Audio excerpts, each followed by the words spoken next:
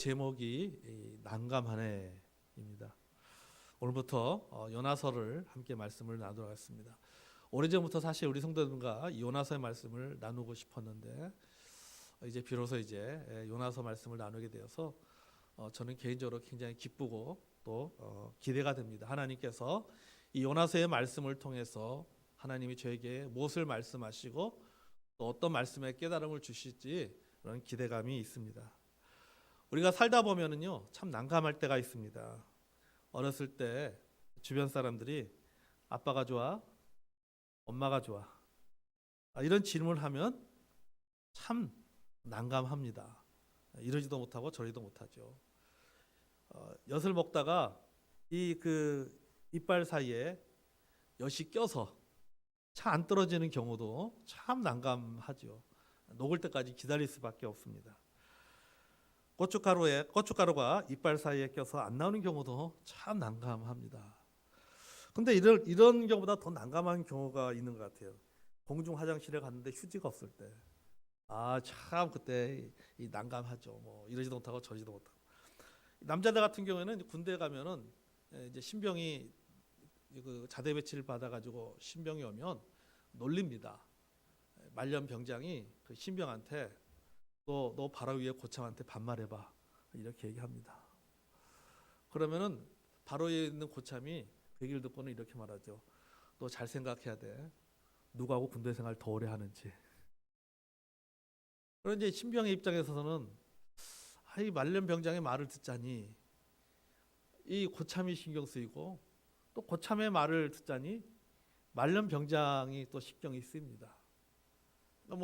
부대 안에서 이렇게 신병한 골려주려고 일부러 이렇게 농담으로 장난을 치는 것이지만 그 신병 입장에서는 참 난감하는 것이죠. 이러지도 못하고 저러지도 못하는 그런 상황에 처하게 됩니다. 성경에도 보면요 난감한 경우들이 참 많이 나옵니다. 하나님께서 예레미야 선지자에게 말씀하시기를 유다 백성들에게 가서 바벨론에게 대적하지 말고 항복하라고 그 말씀을 전하라고 하나님께서 예레미야에게 이야기하셨습니다. 그러니까 예레미야 입장에서 보면은 참 굉장히 난감한 상황이에요. 왜냐하면 유다 백성들은 그 애굽을 의지해가지고 바벨론에 대항하려고 하는 그런 분위기인데 오히려 하나님은 반대로 지금 예레미야에게 이야기하고 있는 것이죠. 너희들 바벨론과 대적해서 싸우지 말고 항복해라 이렇게 말하니까 예레미야 입장에서는 참 이게 난감한 거예요. 이러지도 못하고 하나님의 뜻을 하나님의 말씀을 불순종하기도 그렇고 또 자기가 처해 있는 그런 어떤 상황을 볼 때는 또 그렇다고 해서 또 어떤 그런 그들에게 어떤 그런 그 하나님 말씀 그대로 전할 수도 없고 그런 난감한 상황에 예레미야가 처한 적이 있습니다. 하나님께서 아브라함에게 뭐라고 말씀하십니까? 너가 사랑하는 네 아들 이삭을 나에게 바치라고 말씀하셨어요. 아브라함의 입장에서 보면은 참 난감한 것이죠. 아버지로서 사랑하는 아들 이삭을 하나님 앞에 바치자고 생각하니 아버지로서의 그런 고통이 따를 수밖에 없습니다. 그렇다고 해서 하나님의 명령에 불순종할 수도 없는 처지인 것이죠. 그러니까 참 이렇게 난감한 것을 보게 됩니다. 오늘 본문의 주인공인 요나도 마찬가지입니다. 요나의 경우도 참 난감합니다. 적어도 겉으로 드러난 상황만 보면 그렇습니다. 하나님은 요나에게 너는 일어나서 저 큰 성읍 니느웨에 가서 하나님의 심판을 경고하라고 말씀하셨습니다. 요나의 입장에서 보면 참 난감한 명령이에요. 사실은 이게 이러지도 못하고 저러지도 못하는 상황입니다. 그럼 왜 요나는 이 하나님의 명령에 난감할 수밖에 없는가라고 하는 그 이유를 우리가 좀 찾아보기를 원합니다. 먼저 우리가 좀 요나의 이력서를 좀 살펴볼 필요가 있습니다. 1절 보겠습니다. 여호와의 말씀이 읽고 시작. 여호와의 말씀이 아미떼 아들 요나에게 임하니라. 아멘. 여기 아버지의 이름은 아미떼입니다. 아미떼는 아멘이라는 단어에서 파생된 말이 나왔습니다. 그러니까 아멘에서 파생된 말이 뭐냐? 아미떼예요. 이 아미떼란 말의 뜻이 무슨 뜻이냐면 하나님 말씀은 진실합니다. 말씀대로 이루어집니다. 어떤 말씀이든지 간에 내가 평생 그 하나님의 말씀에 아멘하며 살겠습니다. 순종하면서 살겠습니다. 라고 하는 이름의 뜻이 바로 아미떼예요. 요나의 이름의 뜻도 마찬가지입니다. 요나의 이름의 뜻은 비둘기예요. 비둘기. 이름의 뜻이 비둘기예요. 여러분, 비둘기는 어떤 새입니까? 우리가 생각하기에 비둘기는 좋은 소식을 전하는 새입니다. 그렇잖아요. 얼마나 좋은 새면은 성령의 임재를 표현하기를 뭐같이 임했다? 비둘기 같이 임했다라고 하잖아요. 성령을 비둘기로 상징을 하고 있습니다. 그만큼 이 비둘기는 굉장히 좋은 새입니다. 좋은 소식을 전하는 새입니다. 그러니까 요나는 자신의 그 이름에 맞게 하나님의 좋은 소식, 평화의 소식을 전하는 메신저입니다. 선지자라고 하는 것이죠. 이 열왕기하 이 14장에 보면요, 선지자 그 요나의 역할이 나옵니다. 이 열왕기하 14장에는 요나가 이 진짜 하나님의 그런 그 좋은 소식을 전하는 메신저로서 활약하고 있는 것이 열왕기하 14장에 나옵니다. 이 요나는요, 이스라엘의 부흥을 예언했고 그 예언대로 그 부흥이 이루어졌습니다. 당시는 기원전 8세기입니다. 여로보암 2세가 이 북쪽 이스라엘을 다스리고 있었는데, 그 여로보암 2세는요, 그 아수르의 침략을 대비해서 이스라엘 북쪽 경계를 강화하고 있었습니다. 뿐만 아니라 그 요나 선지자의 말대로 군사 작전을 감행해서 영토를 회복하는 업적을 남겼습니다. 자, 우리 열왕기하 14장 25절 말씀 읽어볼까요? 자, 시작. 14장 25절 시작. 이스라엘 하나님 여호와께서 그의 종 가드헤벨 아미떼의 아들 선지자 요나를 통하여 하신 말씀과 같이 여로보암이 이스라엘 영토를 회복하되 하맛 어귀에서부터 아라바 바다까지 하였으니 아멘. 자, 여기 이렇게 국경을 강화하고 영토를 회복하는 일에 있어서 요나 선지자의 역할이 굉장히 컸던 것이죠. 이렇게 요나는 자기의 이름에 맞게 평화의 소식, 하나님의 좋은 소식을 전하는 역할을 했고, 그 여로보암 2세에게 그 하나님의 메시지를 전함을 통해서 여로보암 2세가 그 하나님 말씀대로 국경을 강화하고 영토를 회복하는 일들을 했고, 이 일에 요나의 역할이 굉장히 컸습니다.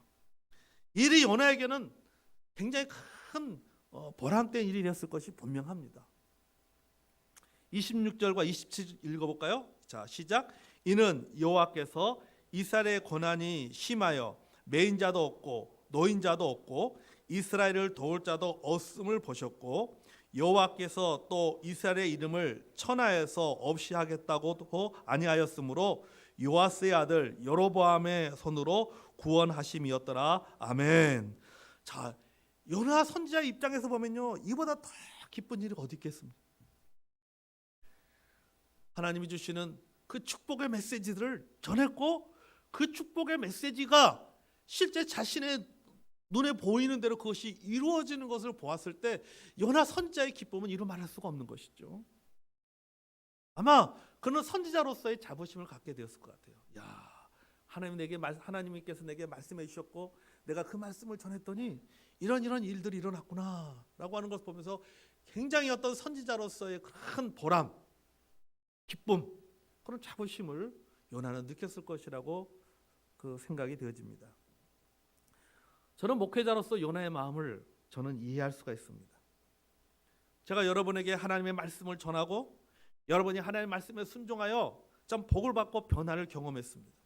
믿음이 성장하고 삶이 성숙되어졌습니다. 하는 일마다 성도들이 하는 일마다 잘 형통합니다. 잘 됩니다.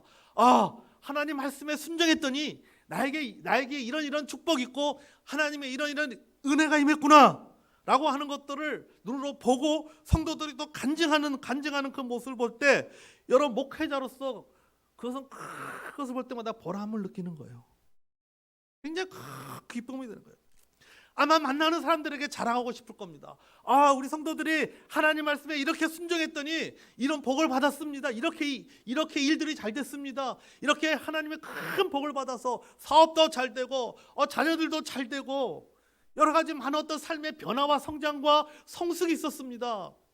아, 여러분 우리 교회 이런 일이 있다면 여러분 제가 가만히 있겠습니까? 목사님들 만날 때마다 자랑하지 않겠어요?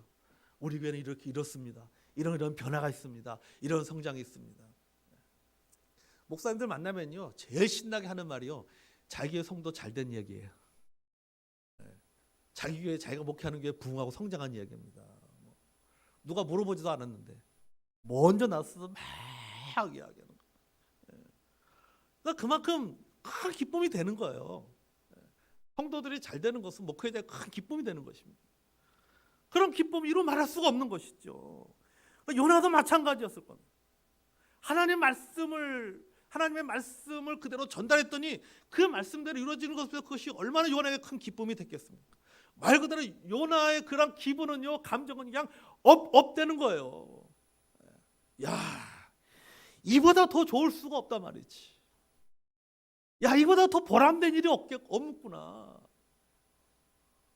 그런 요나의 마음에 찬물을 끼얹는 하나님의 말씀이 임합니다. 2절이죠. 읽어볼까요? 시작. 너는 일어나 저 큰 성읍 니느웨로 가서 그것을 향하여 외치라. 그 악독이 내 앞에 상대할 되었습니다 하시니라. 아멘. 너는 일어나 저 큰 성읍 니느웨로 가서. 아니, 니느웨라니. 니느웨가 어떤 곳입니까? 이스라엘을 가장 위협하는 나라, 오랫동안 끊임없이 괴롭히는 강대국 아수르. 그 아수르의 수도가 니느웨입니다. 그 수도에 가서 하나님의 심판을 경고하라고 하니 이게 말이 되는 겁니까? 요나로서는 도저히 이해할 수 없는 말씀이고 순종해가 쉽지 않은 말씀이에요.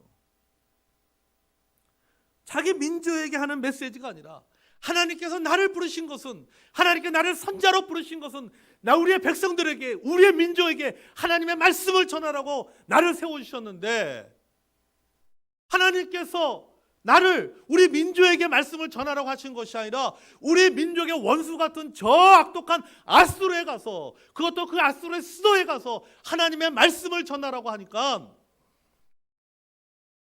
요나 선지자 입장에서는요, 이건 참 받아들이기가 쉽지 않은 것이죠. 여러분, 당시의 아수르는요, 지금으로 말하면요, IS 집단 같은 테러 국가입니다. 얼마나 악독한 나라냐면요, 이 아수르의 그런 그 잔인함과 폭력성을 그대로 기록한 그 오벨리스크의 글이나 문서를 보면 알 수 있습니다. 그림 보여주실래요? 오벨리스크가 이게 석탑이에요. 석탑입니다. 석탑에. 저 석탑에 보면요, 이 그림으로 이렇게 글자들이 많이 기록되어 있어요. 저게 보면은 저 그 오벨리스크에 그 보면은 그 아수르 왕들이 행했던 여러 가지 일들, 어떤 군사적인 어떤 그런 승리의 기록들이 기록되어져 있습니다. 그 글에 보면요, 어떤 내용이냐면요, 이 아수르인들은요, 적을 이렇게 그 사로잡으면요, 포로로 적을 잡으면요, 두 다리하고 한쪽 팔을 잘라버립니다. 양쪽 다리를 잘라버리고 한쪽 팔을 잘라버려요. 그러면은 왜 한쪽 팔을 그대로 남겨놓냐면요, 한쪽 팔을 남겨놓은 이유는 뭐냐면 이 죽어가는 희생자의 손을 잡고 조롱하기 위해서요. 이렇게 악독한 나라가 아수르입니다. 그들은요, 어떤 희생자의 친구나 가족들에게 그들이 사랑하는 사람의 그런 그 잘린 머리를 장대에 이렇게 매달고 행진하게 했어요. 머리를 장대에 매달아 가지고 그걸 누가 들었냐면 그 아들의 머리를 누가 들고 걸어가는 거예요. 부모가 들고 걸어가는 거예요. 사랑하는 친구의 그 머리를 누가 들고 가냐면요, 그 친구가 들고 가는 거예요. 그리고 혀를 잡아 뺍니다. 산채로 가죽을 벗겨서 성벽에 쫙 전시해 놓았습니다. 살아남은 사람들은요, 노예로 삼아서요, 잔인하고 폭력적인 대우를 했습니다. 이스라엘의 그 예후 왕 시절에는요, 막대한 조공을 바치게 했습니다. 그러니까 요나의 생애 내내 이스라엘을 위협한 나라가 바로 뭐냐면 아수르예요. 아수르. 결국 BC 722년에 북왕국 이스라엘과 사마리아를 침공해서 멸망시켜 버렸잖아요, 아수르가요. 그러니까 여러분, 이 아수르란 나라는 이 북이스라엘에게는요, 아주 철천지 원수 같은 나라예요. 그런데 하나님이 바로 이런 나라에 가서 하나님의 심판을 전하라고 얘기하고 있는 거예요. 여러분, 하나님께서 요나 선지자에게 너 니느웨 가서 하나님의 심판을 전하라 라고 말씀하신 것은 뭐냐면요, 그 말 속에는 한 번 기회를 주시겠다는 의미예요. 만약에 처음부터 심판할 계획이었다면 경고가 뭐가 필요가 있겠습니까? 그냥 쓸어버리면 되지. 그냥 죽여버리면 됩니다. 그냥 심판하시면 됩니다. 경고할 이유가 없는 거예요. 경고할 이유가. 그런데 하나님께서 요나에게 너 니느웨 가서 심판을 경고하라 라고 하는 의미는 뭐예요? 기회를 주겠다는, 경고하는데 오라 라고 하는 것이죠. 근데 사실 요나도요, 이 사실을 잘 알고 있었어요. 요나서 4장 1절 2절 읽어볼까요? 자, 읽었습니다. 시작. 요나가 매우 싫어하고 성내며 여호와께 기도하여 이르되 여호와여, 내가 고국에 있을 때 이러하겠다고 말씀하지 아니하셨나이까? 그러므로 내가 빨리 다시스로 도망하였사오니 주께서는 은혜로우시며 자비로우시며 노하기를 더디하시며 인애가 크시사 뜻을 돌이켜 재앙을 내리지 아니하시는 하나님이신 줄을 내가 알았음이니이다. 이런 거죠. 그러니까 요나는 누구를 알았다는 거예요? 하나님이 어떤 분인지를 잘 알고 있었다는 거죠. 왜 하나님께서 니느웨 가서 심판을 경고하라고 하신지, 그 목적이, 그 동기가 무엇인지를 이미 요나는 알고 있었다는 겁니다. 자, 여러분, 이런 경우를 하면 어떻게 해야 됩니까? 원수 같은 나라에 가서 메시지를 선포하라고 하는 것이, 여러분, 이게 말이 됩니까? 요나는 이스라엘의 영웅입니다.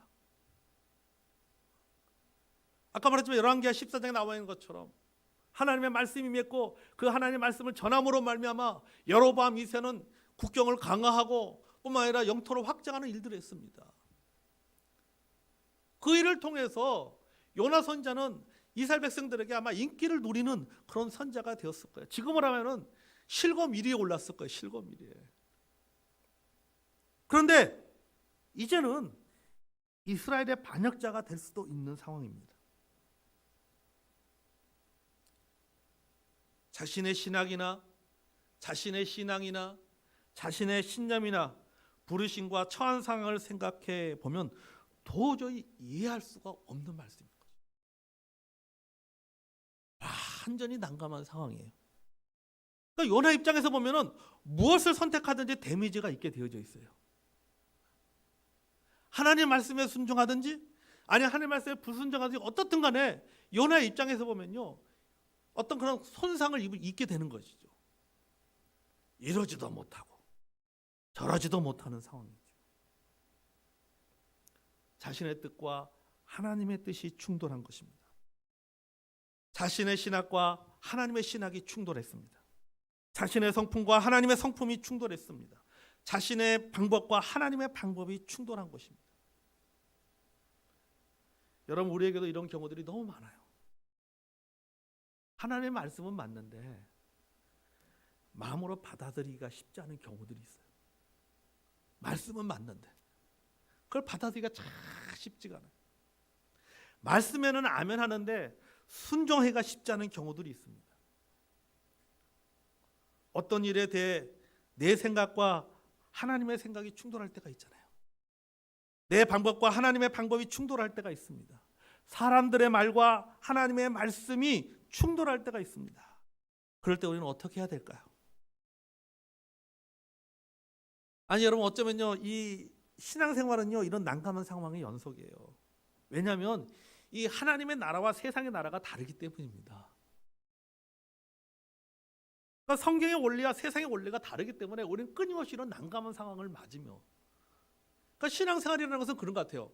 신앙생활은 끊임없이 이런 난감한 상황에 접하는 거예요, 사실은요.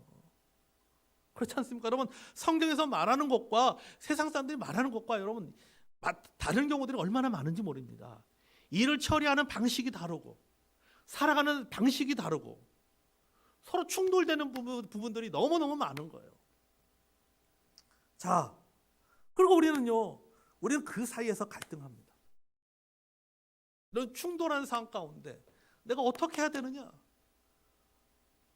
마치 요나처럼 내가 니느웨로 갈 것인가 아니면 다시스로 갈 것인가, 이 중간에서 갈등하는 것처럼 우리도 늘 이렇게 난감한 상황을 맞습니다.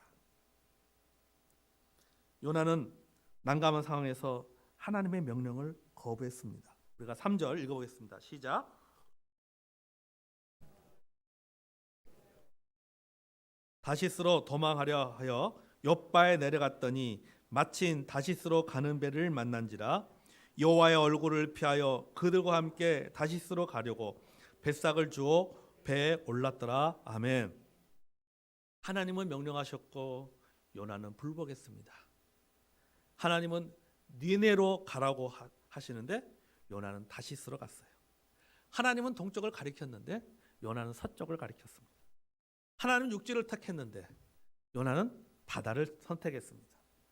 마치 하나님과 요나는 서로 만날 수 없는 평행선을 달리고 있는 것과 같아요. 네. 서로 완전히 반대 입장에 서 있는 것을 보게 되죠. 자, 여러분, 요나는 왜 이렇게 선택을 했을까? 하나님의 선지자가 왜 이렇게 선택을 했을까? 저는 여기에 질문을 던지고 하나님께 기도하며 고민했습니다. 여러분의 답은 무엇인가 궁금해요. 왜 요나는 이렇게 선택할 수밖에 없었을까? 그럼 왜 하나님 말씀에 순종하지 않냐고? 왜 니느웨로 가지 않냐고? 그럼 왜 다시스로 갈 수밖에 없었는가?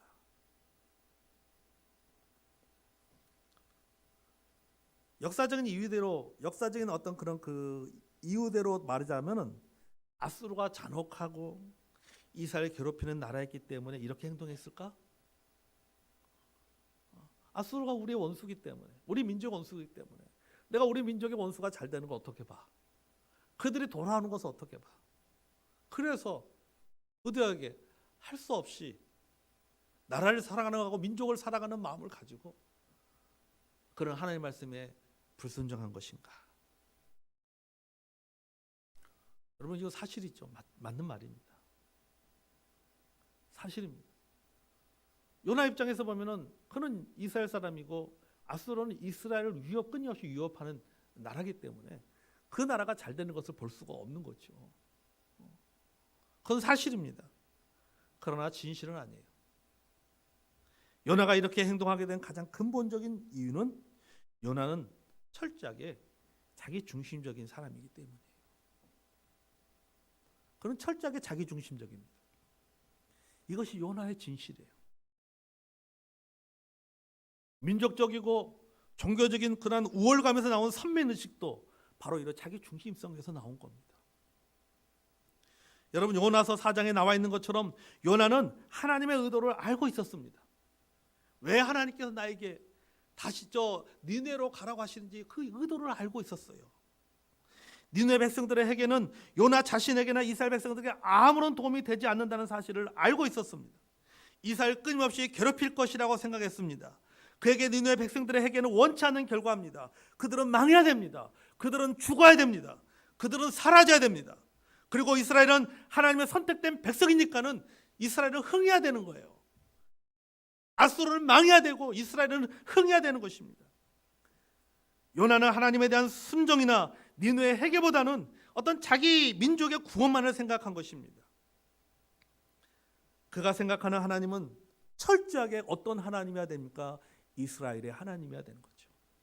이스라엘만을 위한, 우리 민족들만을 위한, 우리 민족들을 돌보시는 하나님이라고 생각했습니다. 이런 부분에 있어서 그는 자기 중심적이었죠. 그가 가지고 있는 종교적인 신념도 마찬가지입니다. 하나님의 명령이 자신이 확신하고 있는 종교적인 신념에 맞지 않았기 때문에 그는 다시스로 가는 거예요. 그 신념에 따르면 하나님께 주신 사명을 이해할 수가 없는 거예요. 내가 알고 있는 신념에 따르면 이 하나님의 말씀이 이해가 되지 않는 거예요. 어떻게 이럴 수가 있어요? 하나님께 나를 이스라엘 민족의 선지자로 불렀는데 어떻게 나에게 다른 일을 맡길 수가 있는가? 자신의 신앙, 자신의 신념으로 봤을 때는 이해가 안 되는 거예요, 이 말씀이. 또 그분을 맡기신 하나님의 의도를 이해할 수가 없는 것이죠. 따라서 뭐냐면요, 내가 납득할 만한 타당한 근거를 찾을 수 없기 때문에 순종할 수가 없는 거예요. 하나님 말씀하시지만은 그 하나님의 그 말씀을 내가 이해할 수가 없는 거예요. 그 말씀에 대한 어떤 타당한 근거를 찾을 수가 없는 거예요. 그러니까 그는 요나는 하나님의 말씀을 받아들이지 않는 거죠. 내가 이해할 수 없으면 받아들일 수가 없습니다. 내 기준에, 내 경험에, 내 신념에 맞지 않으면 수용할 수가 없습니다. 결국 하나님보다 누구를 신뢰한 거예요? 자기를 신뢰한 거예요. 실제로 사람들이 죽고 사는 구원의 문제보다는 개인적인 신념을 더 중요하게 여겼던 것이죠. 요나는 선지자입니다. 그는 선지자예요. 그러나 그 속에는 하나님보다 자기를 신뢰하는 사람이었어요. 선지자였지만은 그는 하나님보다 자신을 신뢰하는 사람이었어요. 여러분, 불신자만 자기를 신뢰하는 것이 아니에요. 그리스도라고 불리는 사람들도 자기를 신뢰하는 사람, 자기 중심적인 사람 많습니다. 오히려 대단히 도덕적이고 오히려 대단히 종교적이고 소위 신앙생활을 오래 했다는 사람들에게 두드러지게 나타나는 현상 중에 하나가 뭐냐면 자기 중심적이에요. 신앙에 있어서 신앙생활을 오래 할수록 예수님을 닮아가는 것이 아니라 바리새인을 닮아간다는 거죠. 진짜 이거 우리가 조심해야 돼요. 신앙생활을 오래 할수록 예수님을 닮아가야 되는데 신앙생활을 오래 하면 오래 할수록 내가 더 많이 알고 있고 더 많이 경험하고 있고 뭐 안다는 생각 때문에 자기 중심적이 되어버리는 거예요. 아무리 이것이 하나님의 말씀이라 할지라도 이것이 아무리 하나님의 명령이라 할지라도 내 기준에 맞지 않으면은 내 신앙의 신념에 맞지 않으면은요 수용하지 못하는 거예요. 바울은 하나님을 믿는다고 주장하는 유대인들을 향해서 이렇게 말했습니다. 표면적인 유대인이 유대인이 아니다 그랬어요. 표면적인 육신의 할례가 아니다고 했습니다. 오직 이면적인 유대인이 유대인이며 할례는 마음에 하라고 했어요. 진정한 유대인은 마음의 할례를 받은 자가 진정한 유대인이지 겉으로 어떤 육신의 할례 받았다고 해서 진정한 유대인이 아니다라고 하는 것이죠. 그들은 자기들의 방식으로 하나님을 섬긴 것입니다. 우리가 참 신앙생활을 오래 했습니다. 소위 신앙생활을 오래 했다고 생각하는 우리들이 바로 조심해야 될 것이 바로 이것이에요. 우리는 각자가 최선이라고 믿는 방식으로 주님을 섬기려고 합니다. 내가 이 일에 있어서 내가 이렇게 섬기는 것이 나에게 최선의 방법으로 나는 주님을 섬기고 있다라고 우리는 말하고 있습니다. 그래서 이 일에 있어서는 어떤 부분은 이 문제에 있어서는 때로는 하나님의 방법보다 내 방법이 더 낫고 최선이라고 생각하는 경향이 우리에게 있습니다. 같은 하나님의 말씀일지라도 자신의 기분이나 신념에 따라 수용과 거부를 결정합니다. 각자의 기호에 따라 취사 선택을 합니다. 요나를 보십시오.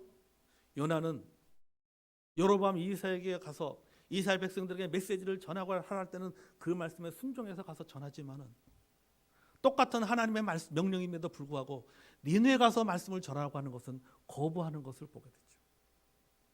그는 철저하게 자기 입장에서 취사 선택하는 거예요. 똑같은 하나님의 말씀인데도 불구하고 어느 것은 순종하고 어느 것은 순종하지 않습니다. 거부합니다. 왜요? 내 기준에 맞지 않기 때문이죠. 내 생각에 맞지 않기 때문이죠. 여러분, 우리가요 이 나의 뜻과 하나님의 뜻이 다를 때 우리가 솔직해야 하는 것은 좋습니다. 하지만 이 솔직함에도요 진정한 솔직함이 있고 반항적 솔직함이 있어요. 진정한 솔직함이라고 하는 것은 뭐냐면 내가 하나님 앞에 나가서 무릎을 꿇고 겸손과 신뢰로 간구하는 것입니다. 그것을 내가 겸손한 마음으로 왜? 하나님을 신뢰하기 때문에 받아들이는 거예요. 하나님, 내가 어떤 경우는 진짜 왜 하나님께서 나에게 이 말씀을 하시는지 이해가 안 돼. 왜 하나님께서 나에게 이런 상황을 주시는지 이해가 안 될 때가 있어요. 사실은. 그렇지 않습니까? 진짜 이해가 안 돼요. 그러면 내가 이해가 안 되기 때문에 나는 이걸 받아들일 수가 없고 내가 근거를 못 찾기 때문에 나는 이것에서 거부해야 되는 것이니까 그게 아니라는 거예요. 진정으로 여러분, 우리가 하나님 앞에서 진정으로 우리가 그 솔직한 것은 어떤 진정하며 솔직한 것은 뭐냐면 겸손함으로 그것을 받아들이는 거예요. 왜? 하나님을 신뢰하기 때문에. 여러분, 우리는 하나님이 하시는 일에 대해서 신뢰하는 게 아니에요. 하나님을 신뢰하는 거예요. 그래서 내가 지금 이 상황을 이해할 수 없지만은 내가 그것을 수용하고 받아들일 수 있는 것은 뭐냐면 하나님을 신뢰하기 때문이에요. 하나님이 하시는 그 일에 대해서, 하나님이 하시는 역사에 대해서 신뢰하는 것이 아니라 우리는 여러분 하나님을 신뢰하는 겁니다. 아멘. 그렇기 때문에 내가 이해할 수 없어도, 우리 찬송하는 것처럼 이해할 수 없어도 감사함으로 받아들이는 것은, 이런 이해할 수 없지만은 하나님을 신뢰하기 때문에 감사함으로 받아들이는 거죠. 그런데 요나는 이게 아니었다는 거죠. 요나는 하나님을 신뢰하기보다는 하나님이 명령을 가지고, 그 명령을 가지고 그가 신뢰와 불신을 결정한 거죠. 순종과 불순종을 결정한 것이죠. 여러분, 반항적인 솔직함은요, 하나님의 잘못을 지적하는 거예요. 우리의 솔직함이 반항적으로 변하면 결국 어떻게 됩니까? 우리는 거칠어집니다. 하나님을 원망하게 되는 거죠. 하나님 왜 이러십니까? 하나님 이게 말이 됩니까? 솔직하면 굉장히, 솔직한 건 좋은데 반항적 솔직함이죠. 표현이 거칠어지는 거죠. 그래서 우리는 함부로 그분을 판단하고 결국은 그분으로부터 도망하게 됩니다. 요나가 그런 거잖아요. 솔직하게 하나님 앞에 자신의 마음을 얘기하잖아요. 니느웨 백성들이 니느웨 백성들의 모습을 보면서 막 열받잖아요. 하나님 앞에 얘기하잖아요. 하나님 왜 이렇습니까? 말을 얘기하잖아요. 요나는 참 솔직한데 반항적인 솔직함이죠. 그의 언어의 표현이 거칠고 하나님이 하신 일에 대해서 원망하고 불평하고 결국 하나님 앞에 떠나려고 하죠. 하나님을. 요나나 우리는요, 예수님의 솔직한 기도를 우리가 배울 필요가 있어요. 예수님 마태복음 26장 39절에서 이렇게 기도하셨습니다. 내 아버지여, 만일 할 만한 시간을 이 잔을 내게서 옮기시옵소서. 그러나 나의 원대로 마옵시고 아버지의 원대로 하옵소서. 이게 예수님의 기도의 솔직함 아닙니까? 자신의 뜻을 고하고, 그렇지만 나의 뜻과 하나님의 뜻이 충돌할 때는 제가 하나님의 뜻을 받아들이겠습니다 라고 이야기하는 것이죠. 이게 솔직함이죠. 하나님의 생각과 내 생각이 충돌하고 하나님의 방법과 내 방법이 충돌할 때 성숙한 그리스도인의 모습은, 이유는 모르겠지만, 내가 그걸 이해할 수는 없지만은, 제가 이 상황에 대해서 왜 나에게 이런 상황이 왔는지 내가 그걸 잘 모르겠지만은, 그러나 하나님의 방법이 옳습니다. 어떻게 하시는지는 모르겠지만은 분명히 이번에도 하나님을 신뢰합니다라고 고백하며 순종하는 모습이 있어야 된다. 이게 여러분, 이게 참으로 우리의 모습이 되어야 됩니다.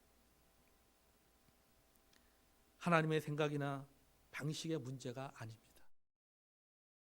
니느웨가 문제가 아니에요. 문제는 나가 문제예요. 나가 문제야. 나가. 성경에 나오는 요나도 문제지만은 그 요나서를 읽는 요나도 문제라니까요. 요나의 설교하는 요나도 문제예요. 나도.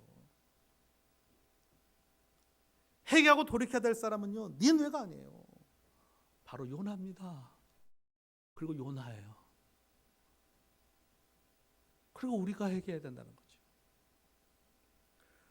마틴 로이드 존스 목사는 성경적 믿음의 3요소를 지식, 동의, 헌신이라고 했어요.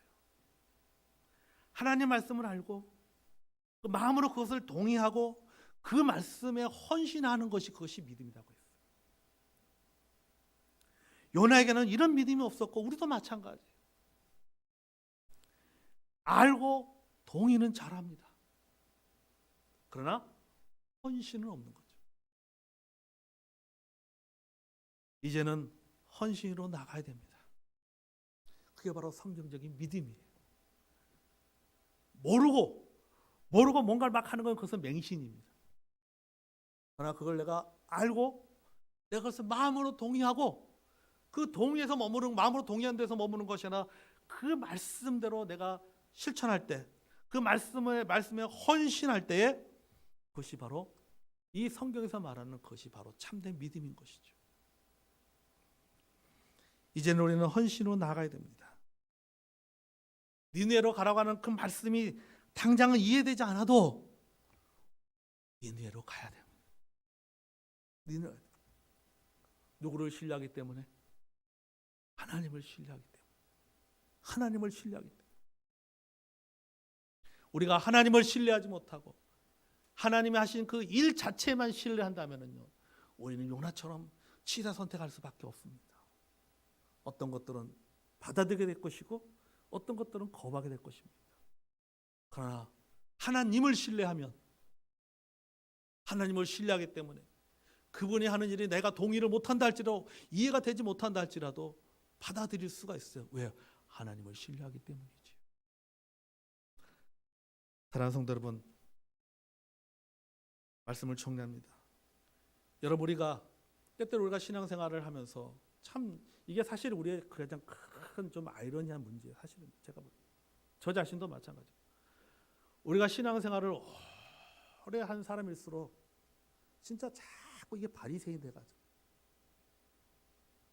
진짜 이게 어린아이 같은 하나님 말씀, 모든 하나님 말씀에 아멘을 하는 것이 아니라 이걸 자꾸 취사 선택을 하는.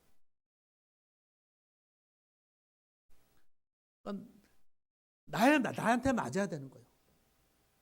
내 기준에 맞아야 되고 내 신앙의 경험에 맞아야지만이 아멘하고 받아들이고, 내게 맞지 않는 것은 그냥 거부해버리는 거죠. 참 이게 신앙생활 하면서 우리가 진짜 조심해야 돼요. 오늘 요나의 모습을 통해서 우리가 이것을 배워야 됩니다. 여러분, 하나님 말씀은 얼마든지 그리스도 안에서 이해가 되느니 그런지 그로 말미암아 아멘하여 하나님께 영광을 돌리라고 했죠. 하나님 말씀 무엇이든지 우리는 아멘할 수 있어야 됩니다. 왜냐하면 하나님을 믿기 때문입니다. 하나님을 신뢰하기 때문입니다. 사랑하는 성도 여러분, 우리가 이제 매 주일마다 요나서를 함께 말씀을 나누게 됩니다. 이 요나서의 말씀을 통해서 다시 한번 요 나의 문제가 무엇인지를 돌아보는 저 여러분이 되기를 원합니다. 기도하겠습니다.